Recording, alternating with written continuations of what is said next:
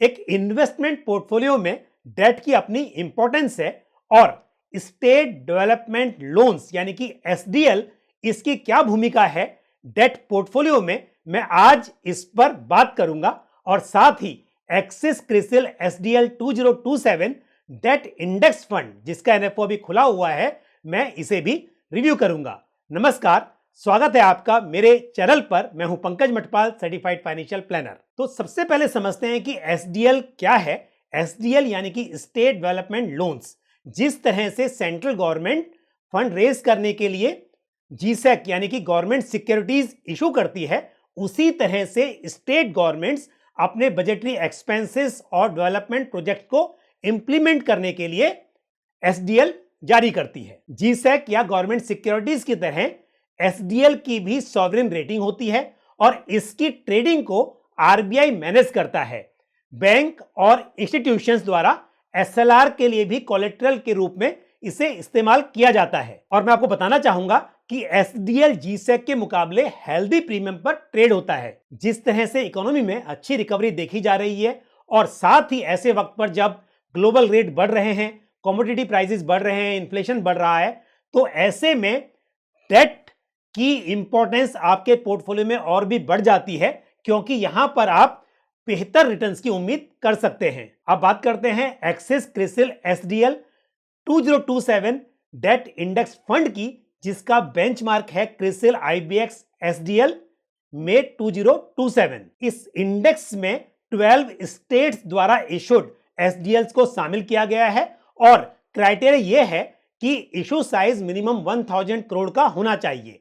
Liquidity पर बहुत ज्यादा एम्फेसाइज किया गया है और अंडरलाइंग सिक्योरिटीज का वॉल्यूम और फ्रीक्वेंसी ऑफ ट्रेडिंग के आधार पर इसका इवैल्यूएशन होता है। वेटेड बेसिस लिक्विडिटी और इशू के साइज पर इसके लिए फोकस किया गया है ताकि पोर्टफोलियो की लिक्विडिटी बनी रहे।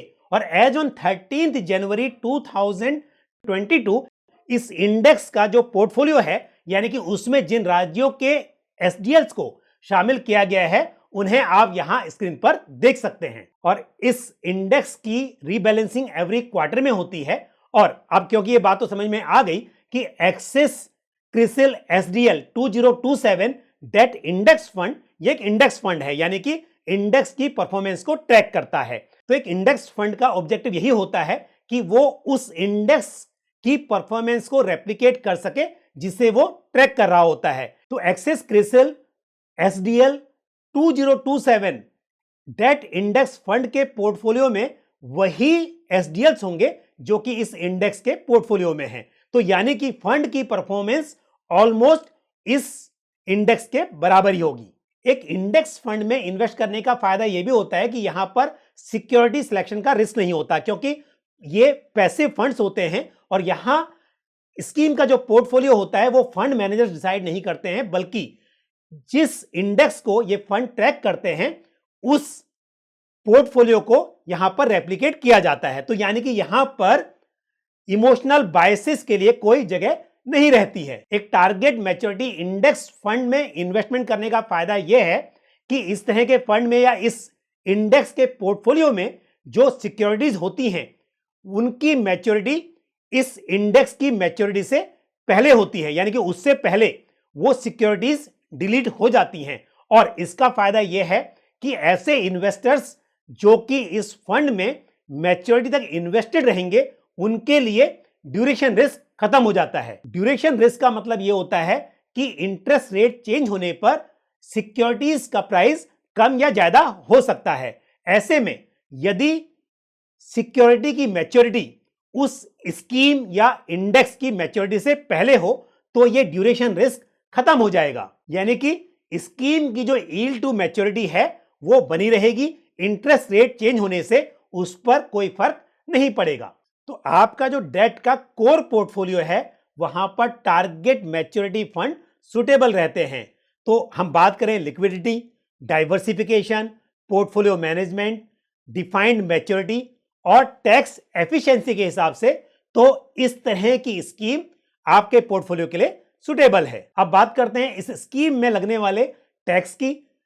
ये क्योंकि एक डेट स्कीम है तो यहां पर लॉन्ग टर्म में इंडेक्सेशन का बेनिफिट मिलता है, क्योंकि 5 साल की इसकी मैच्योरिटी है, तो यहां पर long term capital gain tax applicable होगा और इंडेक्सेशन के बेनिफिट के साथ ये स्कीम काफी टैक्स एफिशिएंट हो जाती है। स्कीम में मिनिमम 5,000 रुपीज इन्वेस्ट किए जा सकते हैं और उसके बाद 1 रुपये के मल्टीपल्स में आप जितना चाहें उतना इन्वेस्ट यहां पर कर सकते हैं।